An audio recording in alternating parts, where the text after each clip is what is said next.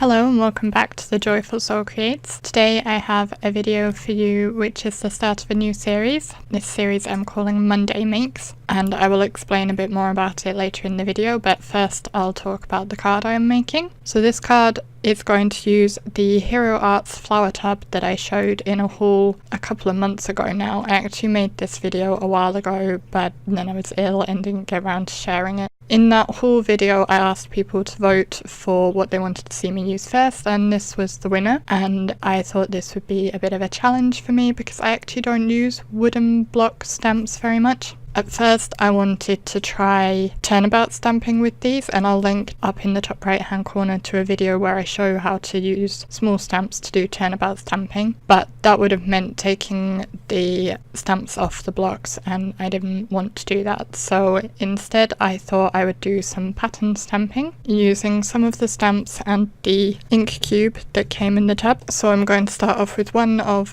the leaf stamps and carefully ink it up on the cube, on the green portion. This cube, I have never used a cube or an ink pad that has multiple colours in it. I know you can find ombre ink pads which you're meant to ink up on the whole thing at once, but for this it seems like you're meant to use each portion at a time, or at least that's the way I was using it. So it was a bit of a learning process working out how best to ink up my stamps.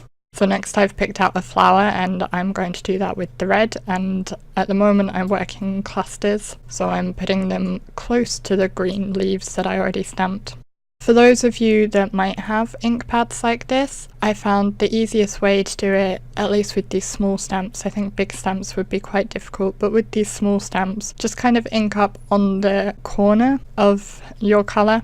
So on the outside corner, as far away from the other colours as possible, and I found that was the easiest way to do it. I still did on a few pick up the colour next to it when I was inking, but luckily it didn't happen too much and it didn't really show up too much. I also found it was easier if I picked up the pad and had it at an angle so I could see what part of the stamp was touching which part of the ink pad.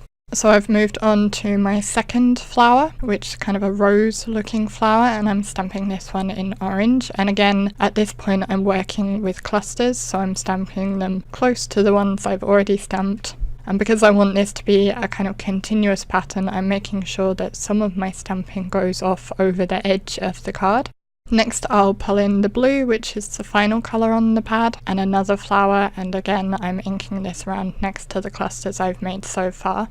And whilst I'm doing that, I'll explain a little bit about this series. So for Monday Makes series, I was thinking it would be a good excuse to use some of my new to me products. So I'm going to be working, for example, with the products I showed in the haul video I mentioned, and I'll have a link to that here as well. And as well as the things from the haul video, I have a few other new to me bits and pieces that have come since then, so I thought this would be a good series to do to make sure I use those and encourage me to use newer products that I get. My idea is to do this as a weekly series. I had wanted to get a few done ahead of time, but at the moment I only have this one done, so we'll see how that goes, but I'm going to aim for it to be weekly.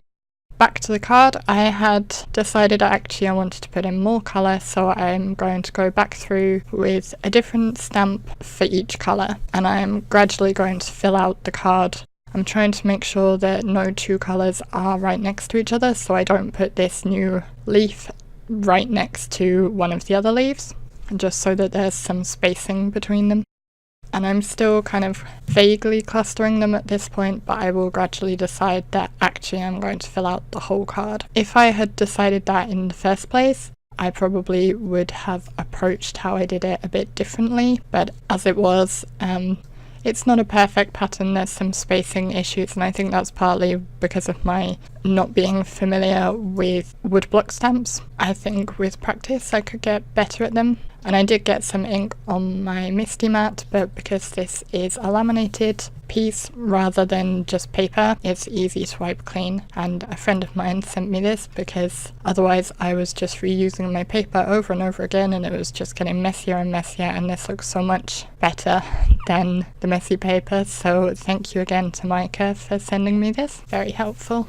I'd love to know what you think of this series. If you think it's a good idea, let me know. If there's some other kind of series you'd like to see, let me know that. I'm also thinking of starting a Throwback Thursday series where I will look at previous cards I've made and case them, basically recreate them, kind of update them so that they're newer and taking into account everything that I've learnt since I started. So that might start this week, depending if I manage to get the video made. I know what card I want to do. I'm going to remake the very first card I shared on my blog, and I know roughly how I want to do that, but I haven't got it filmed yet, and I don't know if I will have a chance this week. So if I don't, then that will be coming later this month, so keep an eye out for that. I'm also hoping to start a Halloween series, which will be coming hopefully this week, hopefully tomorrow, if I can get it filmed, but we shall see. So I've pretty much finished the stamping of the card now, at least the background. There are a few gaps, but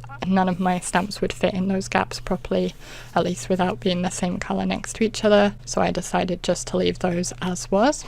I've then pulled out my grid acetate, and this was another gift from Micah, and again very useful to have for lining up stamps. So I'll just line up where I want my sentiment, and the sentiment I am using is from the Everyday Sentiments by Happy Little Stampers. So first I just lined up the Happy, and I'm inking it up with My Favourite Things Black Licorice Hybrid ink. This ink is my go-to ink. It's alcohol marker friendly and you can use it with watercolours. And I did stamp it a couple of times to get a nice crisp black impression. I believe they also have an extreme black version, which I will probably swap to once I run out of this, but that won't be for a while because I have the re-inker, so it's probably going to last me quite a long time still. So once I've got the Happy lined up and stamped, I'll bring my grid acetate back and pick up the birthday and making sure I have that lined up correctly. And then again I'm stamping that with the black licorice ink, and that completes my card. I hope you enjoyed it. It's not perfect, as I said. If I'd known exactly what I was doing as I was going along, it probably would have been better. But if you like this card, please do hit the like button so that YouTube knows you want to see more of my videos. You can subscribe either by hitting the button down below or the bubble on screen now. There are a couple more videos on screen that you may enjoy, and I hope I will see you again next time.